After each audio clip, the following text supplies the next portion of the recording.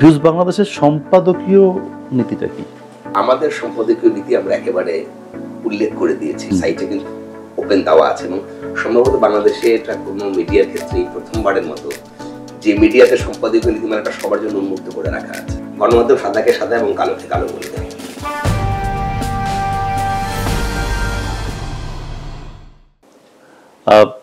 কথা বলছি ভিউজ বাংলাদেশের সম্পাদক রাশেদ মেহেদীর সাথে।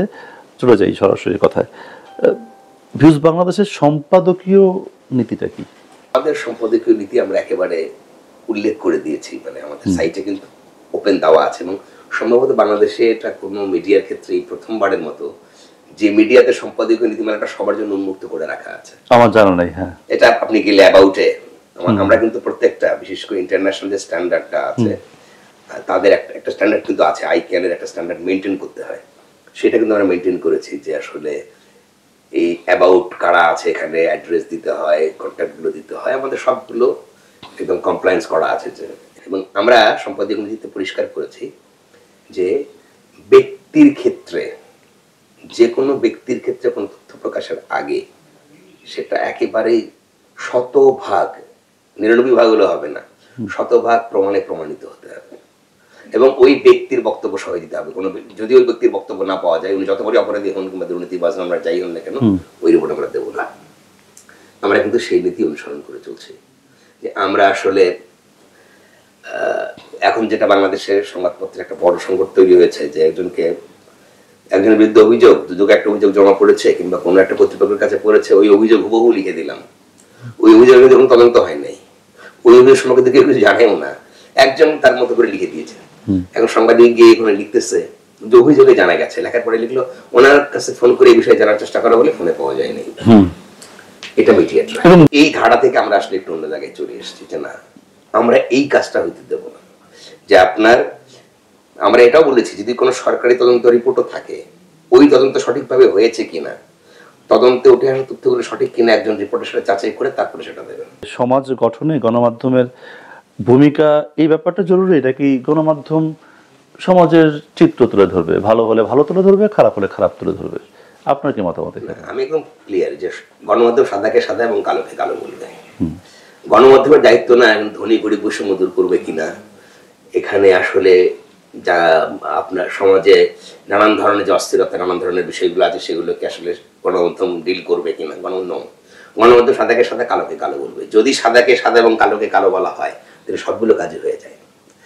আপনি একজন ভালো মানুষ, আমি আপনাকে ভালো মানুষ হিসেবে যদি তুলে না ধরি, যদি খারাপভাবে উপস্থাপন করি, সেটা কি খারাপ হবে না সমাজের জন্য? সমাজ তো আপনাকে ভুলভাবে চিনবে। আবার আপনি যদি খারাপ মানুষ হন, আপনাকে যদি ভালোভাবে উপস্থাপন করি, সেটা কি খারাপ হবে না? সমাজ আপনাকে একটা যে কোনো ঘটনা তার বিভিন্ন রকম পার্সপেক্টিভ থাকে, এই পার্সপেক্টিভগুলো বাছাই করার ক্ষেত্রে আমরা দেখি যে একই ঘটনাকে বিভিন্ন গণমাধ্যম বিভিন্ন পার্সপেক্টিভে দেখে, মানে টুয়ার্ডস সোসাইটি, টুয়ার্ডস সমাজ। ভিউজ বাংলাদেশের পার্সপেক্টিভটা কি? আমাদের পার্সপেক্টিভটা হচ্ছে, সেটাও আমাদের কিন্তু সব এডিটোরিয়াল মেসেজে আমরা কিন্তু ওপেন রেখেছি যে আমরা যদি আমাদের দেখবেন আমাদের যে ট্যাগলাইন স্লোগানটা আছে সেটা হলো promoting positive Bangladesh. Promoting positive Bangladesh. এই পজিটিভ বাংলাদেশটা আসলে কি?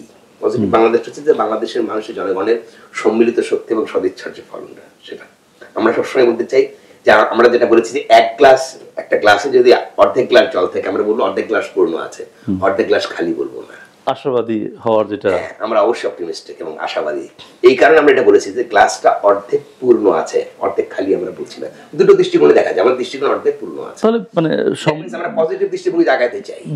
সমাজে যে অনেক মাঝে মাঝে ঘটছে, অনেক অনেক বাজে ঘটনা ঘটছে, এমন কিছু ঘটছে যা আমাদেরকে অবাক করে দিচ্ছে, সেইগুলো প্রচারের ক্ষেত্রে ভিউজ বাংলাদেশের নীতিমালাটা কি? না, সেগুলো তো আমরা অবশ্যই প্রচার করছি। আমরা এখানে পজিটিভ বাংলাদেশ তো ওটাই বলছি যে অর্ধেক গ্লাস পূর্ণ আছে এটা বলবো, এটা আগে বলবো, তারপরে খালিটা বলবো। আমি খালি দিয়ে শুরু করবো না, আমি পূর্ণটা আছে ওটা দিয়ে বলবো। এটা হচ্ছে আমাদের অবস্থান। কিন্তু তাই বলে সমাজের যে অসঙ্গতিগুলো সেগুলো অবশ্যই আমার তুলব এবং তোলার ক্ষেত্রে আমরা যে গুরুত্বটা দিচ্ছি, আপনি যদি দেখেন ভিউজ বাংলাদেশ বিশেষত্ব হচ্ছে যে বাংলাদেশের প্রথম একটি কমপ্লিট গণমাধ্যম যেটা ভিউজকে নিয়ে কাজ করছে। অর্থাৎ বাংলাদেশে অনেক গণমাধ্যম আছে যারা নিউজ দেয়, প্রতিদিনের ডেইলি খবর দেয়, নানান ভাবে দেয়, প্রতি মুহূর্তের খবর দেয়, প্রতি মুহূর্তের ব্রেকিং নিউজ দেয়। আমরা আসলে এই প্রতিযোগিতাই নাই। আমরা বলছি যে খবরটা ঘটলো ওই খবরের কনসিকুয়েন্সটা কি, ওই খবরের ফলে আসলে এর প্রভাবটা এখন কি পড়ছে, আগামীকাল কি পড়বে, বা তারপরের দিন কি পড়বে, সেইটা আমরা আজকে অ্যানালিসিসটা করে পাঠকের কাছে যেতে চাই। আমরা কিন্তু তাই করছি, এবং যে কারণে হিউজ বাংলাদেশে কিন্তু ওই বিশেষত্বটাকে সবাই একটু বিশেষভাবে গ্রহণ করেছে। আসলে ভাই আপনি তো মানে এই ভিউজ বাংলাদেশের স্বপ্নদ্রষ্টা, আপনি পুরোটা তৈরি করছেন বার্ড সাইড থেকে। যদি কখনো আপনি ভিউজ বাংলাদেশকে দেখেন, তাহলে এটা কি বাংলাদেশের অন্যান্য গণমাধ্যমের মতো আরেকটা গণমাধ্যম, নাকি কোনো না কোনো জায়গা থেকে এটা আলাদা কোনো রোল প্লে করছে?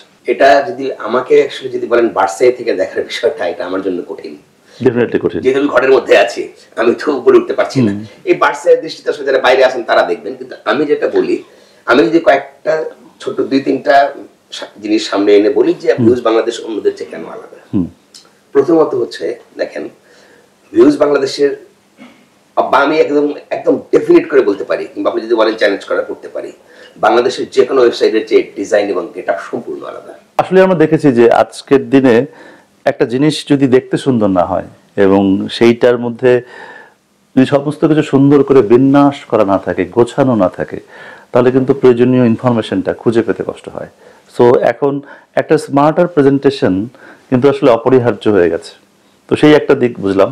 তারপরে দ্বিতীয় বিষয় আসে, আমরা যে প্রথমে আমরা বলছি স্মার্টার এই অর্থে যে আমার চোখের প্রতি সহনীয় আছে, আপনি দেখে একটা ফ্রেশ লুক পাচ্ছেন, সেই ফ্রেশ লুকটা আমরা এখানে দেওয়ার চেষ্টা করেছি। এক, দ্বিতীয়ত আমরা যেটা করেছি যে আমরা ভিউজ কেনার চেষ্টা করেছি যে মানুষ প্রথমেই যে আমরা কিন্তু ওই যে বললাম যেগুলো নেগেটিভ নিউজ, যেগুলো আসলে যেখানে মানুষের এক ধরনের নেতিবাচক ইয়ে তৈরি হয়, সেই খবরগুলো আমরা আসলে একটু আন্ডারপ্লে করি। পজিটিভ খবরগুলো আমরা চাই মানুষ পজিটিভ হোক, মানুষ সবসময় ভালো চিন্তা করতে শিখুক, মানুষ একটা সুন্দর কিছু দেখার চেষ্টা করুক, সুন্দর কিছু বোঝার চেষ্টা করুক। সবসময় খারাপ, আমার সমাজটা খারাপ, আমার সবকিছু খারাপ, আমার সবকিছু ধ্বংস হয়ে যাচ্ছে, ওই ধারণাটা না আসুক, যে আমরা ভালো হতে পারি, আমরা একটা সুন্দর জীবনযাপন করতে পারি, আমরা অন্যের ক্ষতি না করে নিজের দিকে একটু আদায় করতে পারি। আমাদের এখানে একটা ধারণা আছে যে আমরা যদি কিছু সুযোগ দিতে, আমরা একটা সুযোগ নিতে চাই, নিজের অধিকারটা বুঝে নিতে চাই না। এই একটা কনসেপ্ট, এবং মিডিয়া এটাকে সমর্থন করে অনেক ক্ষেত্রেই। আমি দেখেছি এটা কিন্তু মিডিয়ার একটা বড় দায়িত্ব আছে যে কোনটা অধিকার আর কোনটা সুযোগ সেটা পার্থক্য করে দেওয়া। লেন্সিং এর কথা যদি বলি, যেমন সমাজকে তো বিভিন্ন রকমের লেন্সে দেখা যায়। যেমন ফিল্ম মেকাররা যদি আমাদেরকে একটা জায়গায় নিয়ে গিয়ে বলেন যে এই জায়গাটা খুব সুন্দর করে দেখান, আমরা এমন ফ্রেম ধরবো যেটা খুবই সুন্দর লাগবে। যদি আমাদেরকে বলেন জায়গাটাকে খুবই নোংরা করে দেখান, মানে সিনে নোংরা ডিমান্ড করছে, আমরা ওই জায়গাটাকে খুব নোংরা করে দেখাতে পারি। যদি বলেন যে না, যা আছে সেরকম করে দেখান, আমরা সেরকম করে দেখাতে পারি। লেন্সিং দিয়ে আসলে আপনি কি তুলে আনছেন সেই ব্যাপারটা, আমরা যখন কোনো ক্যামেরার ফ্রেম ধরি তখন সেটা খুবই গুরুত্বপূর্ণ। এই ব্যাপারটা কি আপনাদের সাংবাদিকতার মধ্যেও আছে? আমাদের সাংবাদিকতা কিন্তু লেন্সিং দিয়ে মাপা হয় না, দর্পণ বলা হয়, আয়না বলা হয়। আপনি আয়নায় কিন্তু যা আছে তাই দেখা যায়। আয়নায় কিন্তু আসলে আপনারা ক্যামেরা লেন্সের মধ্য দিয়ে লাইটে, একটা লাইটের বিন্যাস চেঞ্জ করে আপনি অনেক কিছু চেঞ্জ করতে পারেন, একটা সেট চেঞ্জ করে অনেক কিছু করতে পারেন, একটা প্রপস চেঞ্জ করে আপনি অনেক কিছু করতে পারেন। হ্যাঁ, যেটা তো নন ফিকশন ফিকশনের দ্বন্দ্বটা আর কি। কিন্তু আপনি একটা জিনিস খেয়াল করেন, যদি ফিল্মের কথাই বলি, যখন আপনি কোনো একটা ফ্যাক্ট বেসড কোনো একটা ডকুমেন্টারি বানান, সেখানে তো আসলে এই খেলাটা খেলতে পারেন না। সাংবাদিকতা লেন্সিং নেই, যা আছে দর্পণ হিসেবে সেটাকে তুলে ধরা। এর মধ্যে তাহলে পরে পজিটিভ বিষয়গুলোকে কিভাবে আসছে, একটা পজিটিভ নিউজ, মানে সে ব্যাপারটা কিরকম যে একটা পজিটিভ নিউজ প্রকাশ করার অপেক্ষায় থাকে? না না না, এটা হচ্ছে আপনার দেখার দৃষ্টিভঙ্গি। সে ধরেন আজকে বাংলাদেশে আপনাকে আমি ধরেন 3টা ঘটনা ঘটলো। একটা হচ্ছে বাংলাদেশের একজন ডাটা সায়েন্টিস্ট ডাটা সায়েন্সে নতুন কিছু আবিষ্কার করেছে। আজকে 3টা মার্ডার হয়েছে, আজকে সড়ক দুর্ঘটনায় 2 জন মারা গেছে। এক্স্যাক্টলি 3টে ঘটনা। আপনি এখন অ্যাজ এ এডিটর হিসেবে আমি কোন ঘটনাকে লিড করব, কোন ঘটনাকে প্রায়োরিটি দিব? আমি প্রায়োরিটি দিলাম কোনটা? প্রায়োরিটি দিচ্ছি হচ্ছে বাংলাদেশের যে ডাটা সায়েন্সটি নতুন কিছু একটা উদ্ভাবন করেছে, সেটাকে আমি লিড করে দিলাম। ওকে। এখন নরমাল আমাদের মিডিয়াতে যে সেন্সটা তৈরি হয়েছে, এটা খুব দুর্ভাগ্যজনক, বা আমার কাছে মনে হয় যেটা দেখবেন আপনি বাইরের অনেক মিডিয়া কিন্তু এটা করে না, পজিটিভটাকে আগে নিয়ে আসার চেষ্টা করে। আমাদের এখানে বা এই টোটাল সাবকন্টিনেন্ট উপমহাদেশে একটা রেওয়াজ আছে, negative news the good selling news, এই জন্য এটা গুড নিউজ বলা হয়। বাট এটা গুড নিউজ না, গুড সেলিং নিউজ। কিন্তু ওই জায়গাটা যদি আমরা চিন্তা না করি তাহলে একটু ডিফারেন্ট হয়। আপনি দেখবেন যে এই 3টা নিউজের মধ্যে ধরেন আপনি ডাটা সায়েন্টিস্টের নিউজটা আগে দিলেন, উদ্ভাবনের নিউজটা দিলেন, নিচে আপনি দিচ্ছেন হচ্ছে যে 3টা মার্ডার, এখানে একটা রোড অ্যাক্সিডেন্ট। এখন প্রশ্ন হলো এটা দিলে কি খুব ক্ষতি হয়?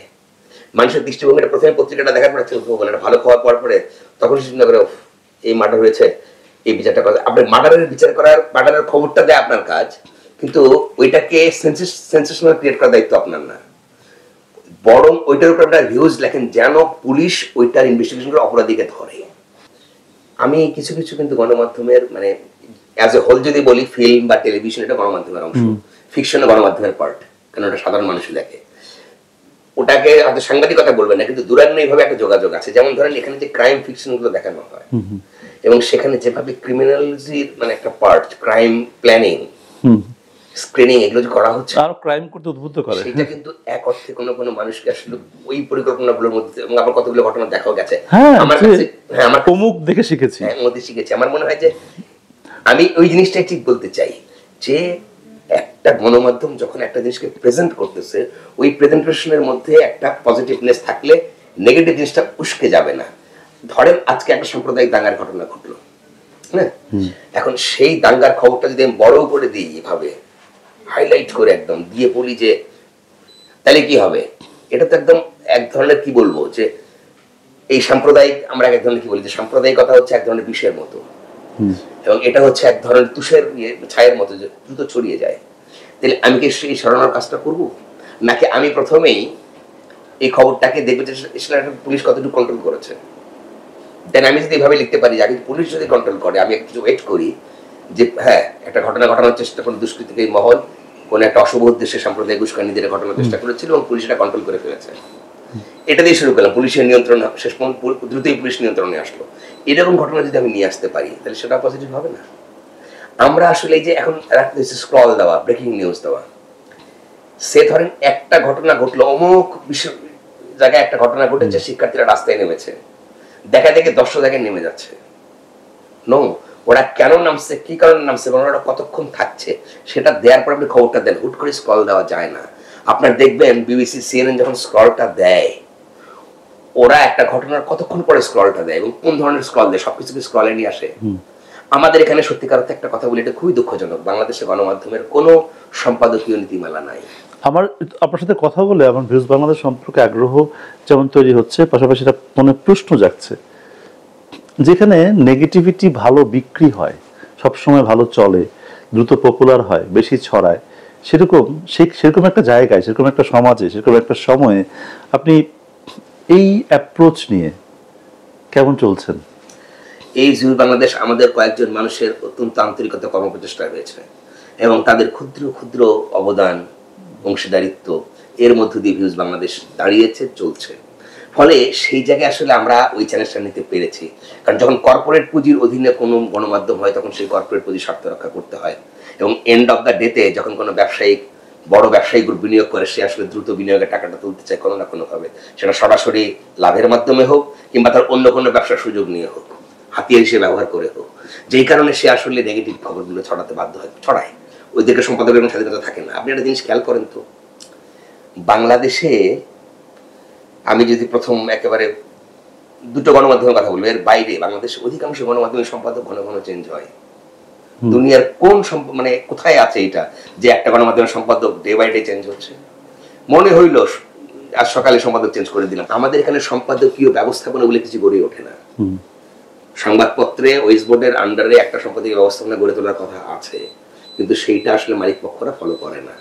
তারা একজন নিছক কর্মচারী হিসেবে সম্পাদককে নিয়োগ দেয়, তার কোনো অংশীদারিত্ব থাকে না, শেয়ার থাকে না, তার কোনো উনি যে কোন কোন নীতিমালা দ্বারা তিনি নির্ধারিত হবেন, তাকে কি কিভাবে চাকরিচ্যুত করা যাবে কিংবা যাবে না, এগুলো কোনো কিছু উল্লেখ থাকে না। আমি একদম প্র্যাকটিক্যাল উদাহরণ দিয়ে বলতে পারি, এটা আমাদের গণমাধ্যম কমিশন নিয়ে যে এটা রিপোর্ট দিয়েছে সংস্কার কমিশন গণমাধ্যম, সেটার মধ্যে আমি লিখেছিলাম যে প্রথম আলো, ডেইলি স্টার কেন এত শক্তিশালী বাংলাদেশে, কারণ এই দুইটা প্রতিষ্ঠানের সম্পাদক আপনি দেখেন তো এত বছর চেঞ্জ হয়েছে, সেখান থেকে একসঙ্গে গণহারে বিপুল পরিমাণে কর্মী ছাঁটাই করা হয়েছে, গ্রাজুয়ালি একজন কর্মী জয়েন করবে, একজন যাবে, এটা তো নর্মাল, কিন্তু সম্পাদকীয় ব্যবস্থাপনায় কিন্তু বড় ধরনের কোনো পরিবর্তন সেখানে নাই। বড় বড় শিল্প গ্রুপ কিন্তু তারা পারছে না ওই পত্রিকাটা দাঁড় করাতে, কেন? কারণ তাদের কোনো সম্পাদকীয় ব্যবস্থাপনা নেই। সম্পাদকীয় ব্যবস্থাপনা না থাকলে যেটা হয়, সাংগঠনিক কাঠামোটা দৃঢ় হয়ে গড়ে ওঠে না। সাংগঠনিক কাঠামো যদি না থাকে, সেখানে যে কর্মীরা বা যে সাংবাদিকরা কাজ করেন, তারা আসলে অনিরাপদ এবং অনিশ্চয়তায় ভোগেন। আমি আসলে আপনার সাথে কথা বলতে বলতে না, মানে একটা অদ্ভুতভাবে, একটা মুগ্ধভাবে একটা জিনিস দেখছিলাম বা ভাবছিলাম, প্রত্যেকটা মানুষ বলে না যে তার for a better Bangladesh, for a better society, for a better world, তার নিজস্ব একটা যুদ্ধ থাকে।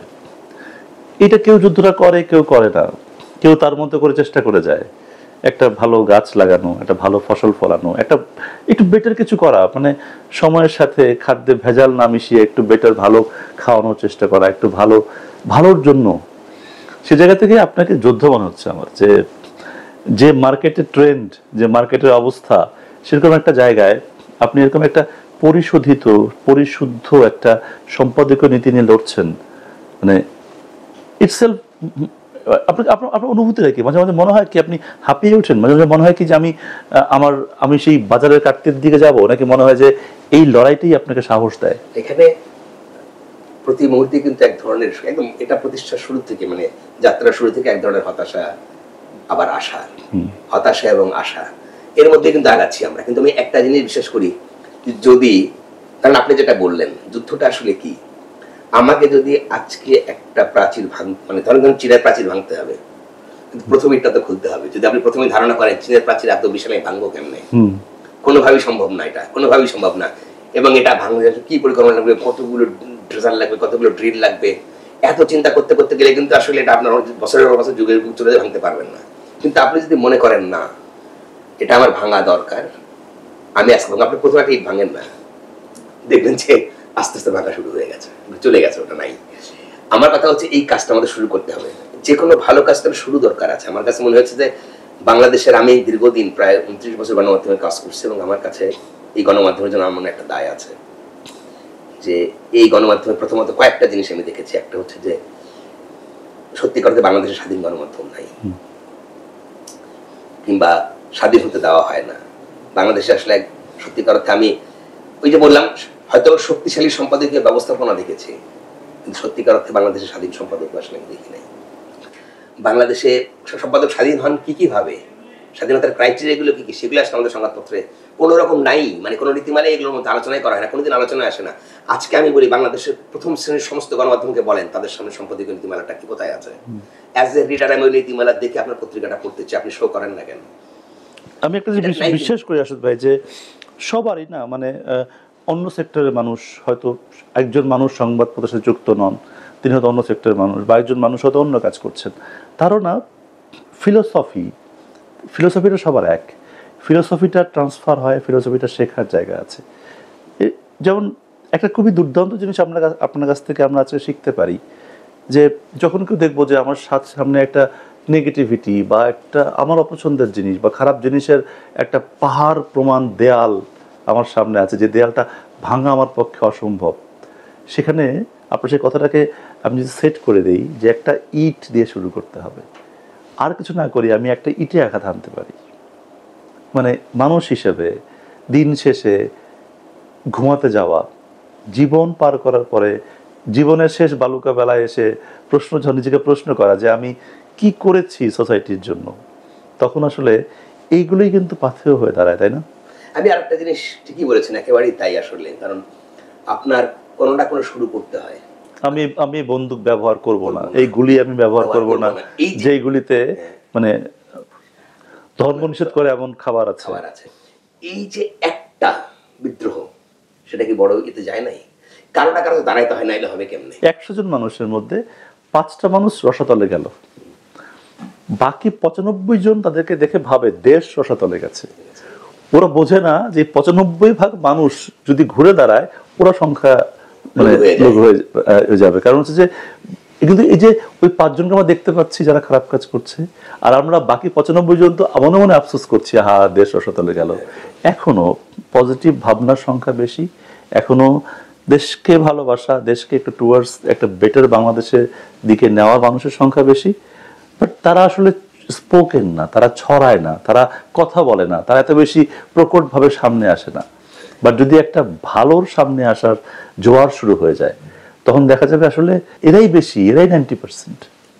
এটাই একদম পারফেক্টলি বলেছেন, যে আসলে মানে আমার কাছে এটা মনে হয় যে সমাজে যদি অনেক বেশি ভালো মানুষ না থাকতো, তাহলে সমাজ বহু আগে ভেঙে যেত।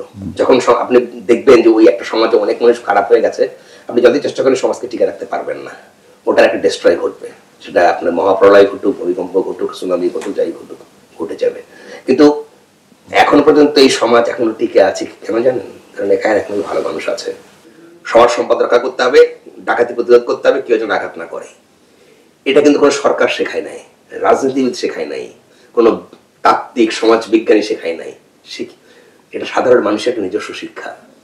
এই শিক্ষাটা কিন্তু বাংলাদেশের মানুষের মধ্যে হেরিটেজে আছে, শুধু বাংলাদেশ নয়, বাংলাদেশে। কেন? কারণ এখানে একসময় সুফিজমের চর্চা ছিল, এখানে একসময় অহিংসার বাণী প্রচার হয়েছে। সেই জিনগুলোকে নিয়েই কিন্তু, সেই উত্তরসূরি নিয়েই কিন্তু আমরা আস্তে আস্তে আছি। এগুলো আমরা চাইলেই হিংস্র হয়ে উঠতে পারবো না। আমরা চাইলেই, আমরা পলিমাটির মানুষ। আমাদের এখানে একটা শস্য ফেলে দিলেই এখানে বীজ থেকে শস্য হয়ে যায়। এই ভূমি বড় বিরল পৃথিবীতে। ওর সাথে যতই বেশি কথায় ঢুকছি না, তত বেশি মনে হচ্ছে যে এই পডকাস্টটা না অনেকের জন্য অনেক আশার জায়গা হতে পারে। কখনো কখনো মনে হয় যারা আমরা আশাবাদী, যারা আমরা পজিটিভ কিছু ভাবছি, তারা খুব অল্প মানুষ হয়ে গেছি, সব খুবই সংখ্যা মানে লঘু হয়ে গেছি, আমাদের ভাবনার মানুষ নেই। কিন্তু আপনার সাথে কথা বলে মনে হচ্ছে যে এটা আসলে এইদের সংখ্যাই অনেক বেশি, শুধুমাত্র এরা সামনে আসে না। তথ্য কিন্তু আমাদের সামনে আছে, কিন্তু সামনে আসে না। এই যে বাংলাদেশের পুরো অর্থনীতিটা ধরে রেখেছে কে? আমাদের এখানে ইনফরমাল সেক্টরে কর্মসংস্থান হলো 85%। এই যে রিক্সা বোলার, এই যে মুদির দোকান, ছোট ছোট রেস্টুরেন্ট, ছোট ছোট যেগুলো কর্মসংস্থান, এই কারণ বাজারে যে আপনার লোকটা বসে তরকারি নিয়ে, এত 10 কেজি তরকারি নিয়ে বসে গেছে, এরাই কিন্তু আসলে বাংলাদেশের অর্থনীতির এখন পর্যন্ত মূল শক্তি। মাত্র 15% লোক কর্পোরেট জব করে বা সরকারি চাকরি করেই তো। এরা কিন্তু অর্থনীতির মূল শক্তি না। এর একটা বড় প্রমাণ আপনি পেয়েছেন কখন? কোভিড-19 মহামারীতে।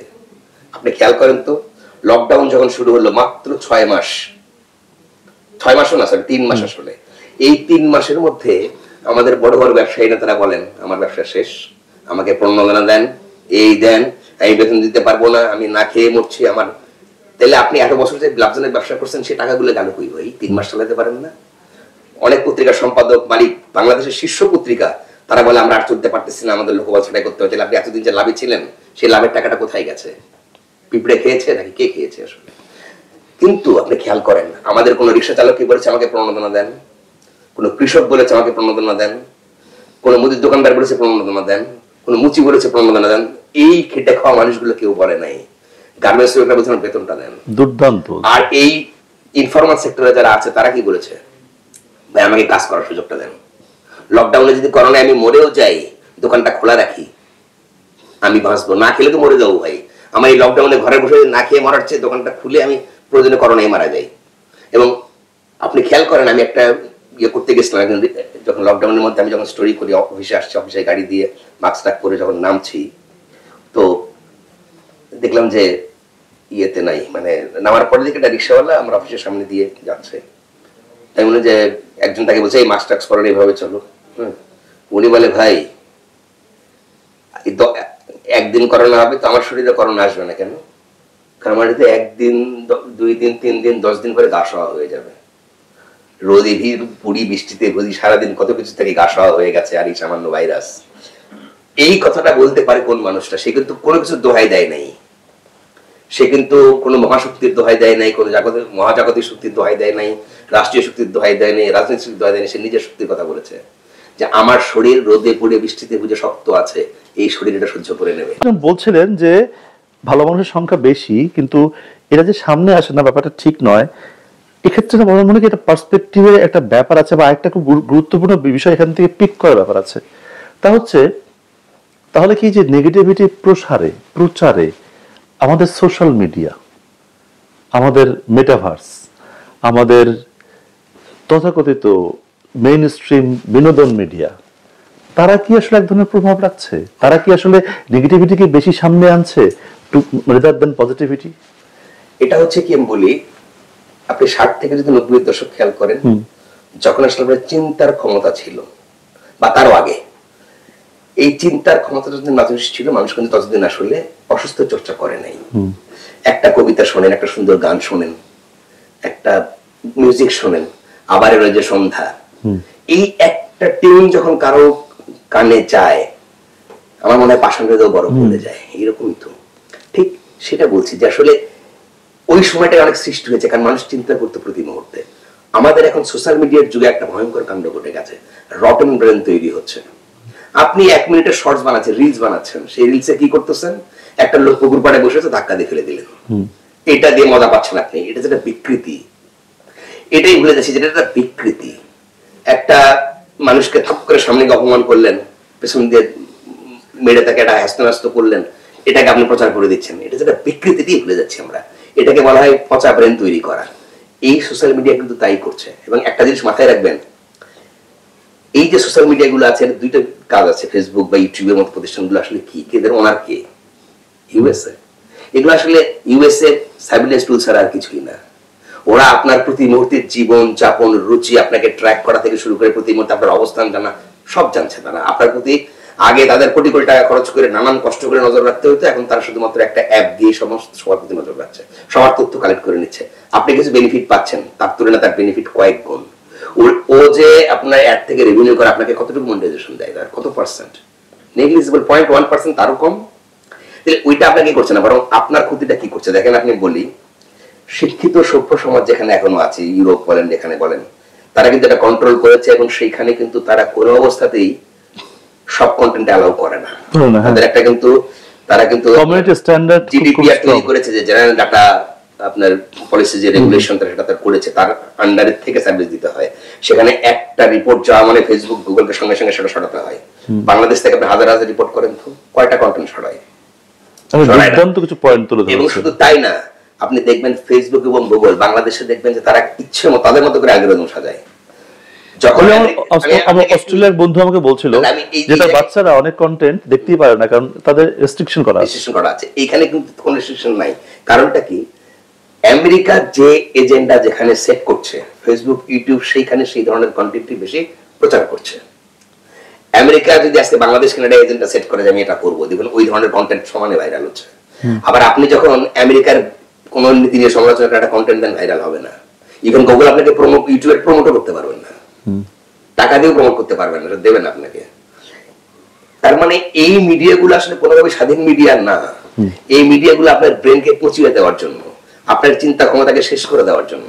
কিন্তু এই মিডিয়াগুলো কিন্তু ইউরোপ আমেরিকায় অত বেশি জনপ্রিয় না। তারা কিন্তু জনপ্রিয়, তারা কি করছে আমি দেখেছি। আমার আমেরিকায় একজন বন্ধু আছে, মানে আমি যখন আমেরিকায় গিয়েছিলাম তখন একজনের সঙ্গে ভালো সম্পর্ক হয়েছিল, সে মানে আমেরিকান গভর্নমেন্টের কর্মকর্তা ছিল সম্ভবত। উনি একটা চমৎকার মিউজিক্যাল কনসেন্ট্রেশন করেন, মানে মিউজিকটা দিয়ে মেডিটেশন করেন উনি আমেরিকায় বসে। ওনার একটা পেজ আছে যেখানে মিউজিক মেডিটেশন করেন, সেই মিউজিক মেডিটেশন গুলো উনি ছাড়েন, শুনতে খুব ভালো লাগে। ওনারা কিন্তু ফেসবুক, ইউটিউবকে এই কাজে ব্যবহার করছেন, কারণ তাদের ওই শিক্ষা রুচিটা আছে। আর আমাদের সোসাইটিতে আমরা এমন একটা জায়গায় করছি যে আমরা আমাদের যেটুকু শিক্ষা রুচি ছিল সেটাকে নষ্ট করার জন্য এটাকে ব্যবহার করছি। আসলে আপনার সাথে কথা একদিনে শেষ হবে না, আমি যা বুঝতে পারছি, যেটা আসলে একটা লম্বা কথা বলা একটা জায়গা। তবে একটা জিনিস খুবই ক্লিয়ার, যেটা দিয়ে শেষ করতে পারি, যেটা আপনার সাথে কথা বলে খুব ক্লিয়ার হলো, ভিউজ বাংলাদেশকে বুঝতে গেলে আসলে একজন রাশেদ মেহেদীকে বুঝতে হবে, তার ফিলোসফি বুঝতে হবে, সোসাইটির প্রতি, সমাজের প্রতি, দেশের প্রতি, পুরো বিশ্বের প্রতি একজন মানুষ হিসাবে তার যে দায়িত্ব, সেই জায়গাটা বুঝতে হবে। তার একটা প্রতিফলন ভিউজ বাংলাদেশের বোধহয় সব জায়গাতেই আছে। ভিউজ বাংলাদেশে যে আমি বেশ বলবো যে আমি লাকি, যে এখানে আমি যে আদর্শিক অবস্থানটা নিয়ে চলার চেষ্টা করেছি, আমার সঙ্গে যারা আছেন সহকর্মীরা সবাই সেটাকে সমর্থন দিচ্ছেন। আর আমি একটা জিনিস বিশ্বাস করি, যে আমরা যদি লক্ষ্যে অবিচল থাকি যে ওইখানে আমাকে যেতে হবে, এবং আপনার সামনে অনেক রকম বাধা আসবে, সেটা ভাঙ্গা রাস্তা আসতে পারে, খানা খন্দ গর্ত আসতে পারে, আপনি অনেক কাঁটাময় জায়গা আসতে পারে, কোনো হিংস্র প্রাণীও সামনে থাকতে পারে, কিন্তু আপনার ইচ্ছা শক্তি যদি খুব প্রবল হয়, এবং আপনি যেহেতু মানুষ, আশরাফুল মখলুকাত, আপনার উন্নত একটি বুদ্ধি রয়েছে, সেটার যদি আপনি সঠিক ব্যবহার করেন, আপনি কিন্তু লক্ষ্যে পার হয়ে চলে যাবেন, কেউ আপনাকে আটকাতে পারবে না। এই জন্যই তো মানুষ সবচেয়ে পৃথিবীতে দুর্বল প্রাণী। জন্মের পরে তার আসলে এত দুর্বল অবস্থা কোনো প্রাণীর শিশুর থাকে না। সব প্রাণী জন্মের পরে উঠে লাভ দেয়, একমাত্র মানব শিশুয়ে পড়ে কাঁদে, মা যদি না বাঁচায় বাঁচতে পারবে না। কিন্তু সেই মানুষ বনের সবচেয়ে হিংস্র প্রাণীটিকে চিড়িয়াখানা এনে বন্দি করে রাখে। সো আমরা চাইলে তো একটু ভালো চিন্তা করলে ভালোটা অবশ্যই করা সম্ভব, মানুষের পক্ষেই সম্ভব। সব বাধা পার হয়ে ভিউজ বাংলাদেশ আরো সামনে এগিয়ে যাক, এবং ইনফ্যাক্ট ভিউজ বাংলাদেশ সামনে এগোনোটা খুব দরকার। মানে যেরকম ভাবনা নিয়ে বর্তমানের যে মানে মিডিয়ার যে স্রোত, তার বাইরে যে ভিউজ বাংলাদেশের জার্নি, যাত্রা, এটা আসলে অত্যন্ত অনেককে অনেককে অনেককে মানে অনুপ্রাণিত করবে বলে আমি মনে করি। সো আমাদের এই পডকাস্টের মাধ্যমে অন্তত কিছু মানুষ অনুপ্রাণিত হবে। যদি দুটো মানুষ অনুপ্রাণিত হয় তাহলে মনে করবো যে আমাদের এই চেষ্টাটা সফল। থ্যাংক ইউ আপনি মেহেদি ভাই আজকে কথা বলার জন্য। ভালো থাকবেন। অসংখ্য ধন্যবাদ, খুব ভালো লাগলো, খুব একটা প্রাণবন্ত আলাপ হলো। আমরা আশা করি ভবিষ্যতে আলাপ করতে পারবো।